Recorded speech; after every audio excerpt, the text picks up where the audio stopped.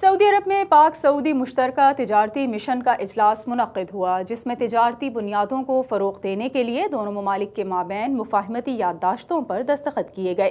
یہ چیمبرز دونوں ملکوں کے درمیان سرمایہ کاری میں اضافے کے لیے مل کر کام کریں گے۔